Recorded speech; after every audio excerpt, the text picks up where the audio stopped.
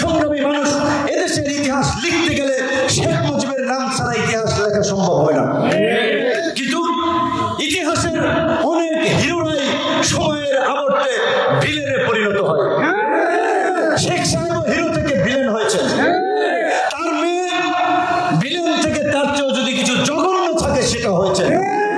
ভাগ্যের একটি নির্মম পরিহাস। কিন্তু ইতিহাসের আরেকটা বড় শিক্ষা, ইতিহাস থেকে কেউ শিক্ষা গ্রহণ করে না। কারণ গত 16 বছরে যারা নির্যাতিত নিষ্পেষিত মজলুম ছিল আজকে অনেকেই জালেম হয়ে উঠছে। বিভিন্ন এলাকায় দখলবাজি, চাঁদাবাজি, মানুষের উপরে জুলুম নির্যাতন, এমনকি এলাকায় অন্য দলের লোক এলাকায় থাকতে হলে তাদের কাছ থেকে মাসোয়ারা নিচ্ছে। আওয়ামী লীগ এটা করেছিল, ছাত্রলীগ যুবলীগ এটা করেছিল, সীমান্ত দিয়ে কাপড় চোপড় ছাড়া পালাইছে। এমনকি একজন প্রধানমন্ত্রী জুতা পরার সময় পান নাই। দেশের প্রধানমন্ত্রী, প্রধান বিচারপতি, বাইতুল মুকাররমের খতিব সব একযোগে পালাইছে। তো এই এক্সাম্পল থাকার পরেও যদি কারো শিক্ষা না হয় তাহলে তাদের জন্য ভবিষ্যতে নির্মম নিষ্ঠুর পরিণতি অপেক্ষা করছে। তাই আমরা সকল রাজনৈতিক দলের নেতৃবৃন্দকে বলতে চাই, আজকের এই ডেটা প্রমাণ করেছে এই দেশের মানুষ পরিবর্তনের পক্ষে। 48% মানুষ সিদ্ধান্ত নেয় নাই কাকে ভোট দিবে। কাজী ওই যে 10টা হুন্ডা 20টা গুন্ডা শোডাউন দিয়ে মিছিল করে মিটিং করে হুমকি দিয়ে ধমকি দিয়ে প্রশাসন দিয়ে ভোট কেন্দ্র দখল করে কেউ এমপি হবেন, মন্ত্রী হবেন, সরকার গঠন করবেন, সেই ইতিহাস ভুলে যান। আগের দিন নাই রে নাতি বালা বালা খাতি, আগের দিন নাই।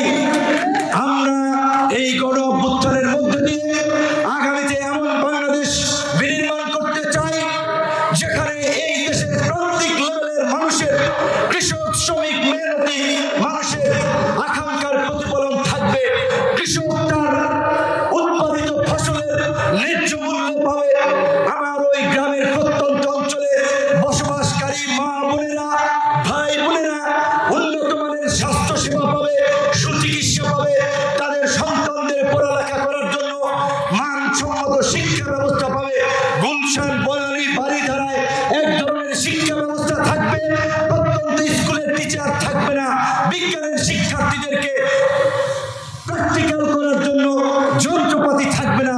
এই ধরনের ভঙ্গুর শিক্ষা ব্যবস্থা আমরা চাই না। উপজেলা হাসপাতালে এক্স-রে মেশিন থাকবে না, জেলা হসপিটালে ডাক্তার থাকবে না, বিভাগীয় শহরে একজন অধ্যাপক পাওয়া যায় না। এই ধরনের চিকিৎসা ব্যবস্থা আমরা চাই না।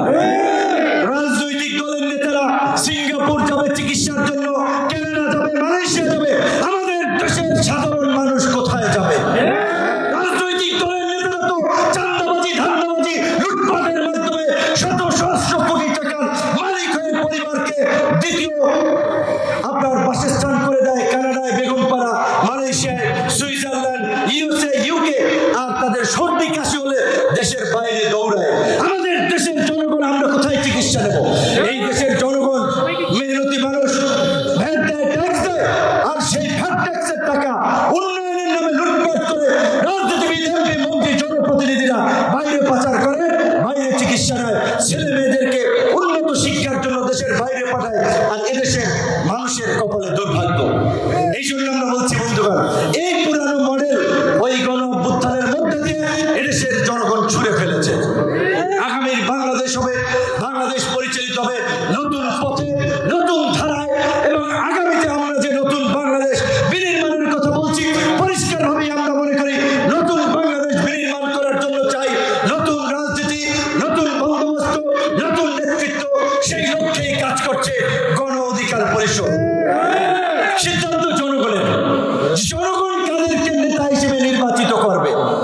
জনগণ দুর্বৃত্ত, মাফিয়া, লুটেরাদেরকে ভোট দিয়ে নির্বাচিত করবে নাকি জনগণ সচেতন ভাবে বাদ বিচার করে ভালো মানুষকে নির্বাচন করবে? আমরা কখনোই আমরাই বলি না আমাদের দলই সেরা, আমাদের নেতারাই সেরা। আমরা বলি আপনাদের সামনে অপশন আছে, সুযোগ আছে। করছে। বিএনপি